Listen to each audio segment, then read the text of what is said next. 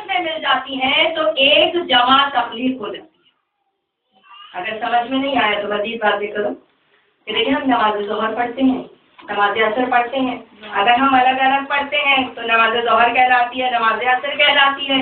لیکن کہا نا میں نے کہ ہم رتبہ، ہم منصب، ہم اختیار، ہم وزن چیزیں جب آپس میں مل جاتی ہیں تو اب دونوں نمازیں برابر ہیں، دونوں کی فضیلت ہے، دونوں ہی نمازیں ہیں۔ تو جب نماز ظہر اور عصر کو ملا دیا جاتا ہے تو نماز ظہرین بن جاتی ہے۔ بالکل اسی طرح نماز مغربین ہے، الگ الگ پڑھیں مغرب اور عشاء کہلائے گی، جب آپ ملا کر پڑھ لیں گے تو مغربین کہلائے گی۔ بالکل اسی طرح امام حسن اور امام حسین ہیں، یہ دونوں اختیارات میں، صفات میں، شکل میں، صورت میں، وزن میں، حدود میں، ہر چیز میں برابر ہیں۔ تو جب حسن اور حسین کو ملایا جائے گا تو حسین بن جائے گا۔ اسی طرح اگر ہم سفتین کو دیکھتے ہیں تو اگر ہم سفت کو آدھا کر دیتے ہیں، اب سفت یعنی سفتین کو ہم نے آدھا کیا، سفت بن گیا، اب دو سفت جب آپس میں ملا لی تو کیا بن گیا، ایک تین بن گیا۔ صحیح ہے نا، سمجھ میں آئی بات؟ یعنی دو ہم وزن، ہم رنگ، ہم منصب چیزیں جب آپس میں مل جاتی ہیں تو ایک جمع قرار پاتی ہے۔ اس لیے اللہ کا حبیب یہ ارشاد فرما رہا ہے کہ میں تمہارے درمیان دو ثقلین چھوڑ کے جا رہا ہوں۔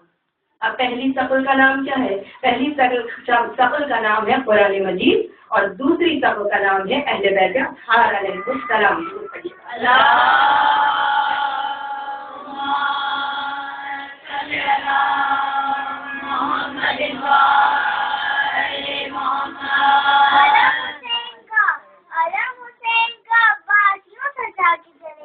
علم حسین کا عباس یوں سجا کے چلے کہ جیسے دوش پر خیبر کا در اٹھا کے چلے، جیسے دوش پر خیبر کا در اٹھا کے چلے، یزید یت کے اندھیروں میں روشنی کے لیے، یزید یت کے اندھیروں میں روشنی کے لیے حسین دیکھو 72 دیا جلا دیا۔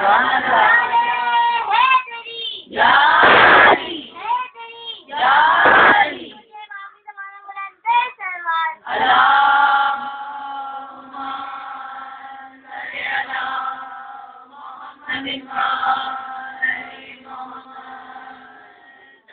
بچی نے نعرہ لگایا۔ اب ظاہر ہے کہ جب اتنی چھوٹی چھوٹی بچیاں اتنے پیارے پیارے نعرے لگاتی ہیں تو قدرتی بات ہے کہ خیر مولا کا آل محمد کا ذکر سن کے تو بڑوں کے خون جو ہے محبت جوش مارنے لگتی ہے۔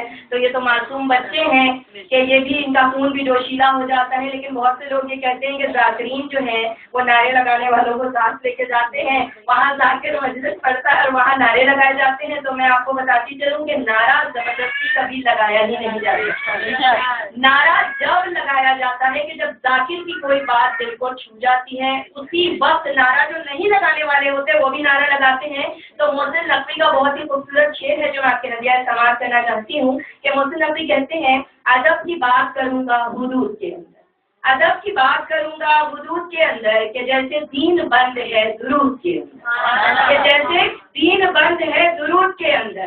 علی کے نام کا نعرہ وہی لگاتا ہے، علی کے نام کا نعرہ وہی لگاتا ہے، حلالی خون ہو جس کے وجود کے اندر۔ پنج نعرہ ایک نعرہ ہے دری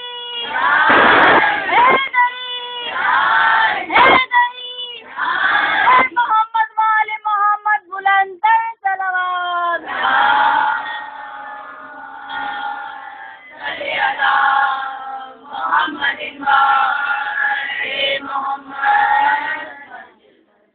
خدا کو سلامت رکھے فرشدہ حسینی کے تصدق سے صدقے سے کہ آپ اسی طرح فرشدہ حسینی پہ آتے رہیں اور اسی طرح طریقے سے بی بی فاطمہ الزہرا کو انقلاب کا خصہ دیتے چلے گئے۔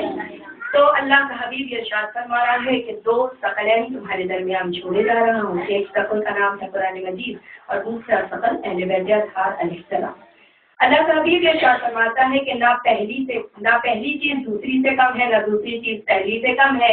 اگر یہ کہا جائے میں آپ سے سوال کروں کہ قرآن کتنا عظیم ہے تو جواب آئے گا جتنے آل محمد عظیم ہے۔ اگر یہ سوال کروں کہ بھائی آل محمد کتنے عظیم ہے تو جواب آئے گا جتنا قرآن عظیم ہے۔ اگر یہ میں پوچھ لوں قرآن کتنا بلند ہے تو جواب آئے گا جتنے آل محمد بلند ہے۔ اب آل محمد کتنے بلند ہے جتنا قرآن بلند ہے۔ بھائی اللہ کو قرآن کتنا پیارا ہے جتنے آل محمد پیارے ہیں۔ آل محمد کتنے پیارے ہیں جتنا قرآن پیارا ہے۔ یقیناً یہ جواب ہے کہ نہ آل محمد کی عظمت کم ہے نہ قرآن مجید کی عظمت کا. میں لوگ کہتے ہیں کہ قرآن میں کسا کا ذکر ہے تو کیسی ہو، جا کے صاحب کسا سے پوچھ لو.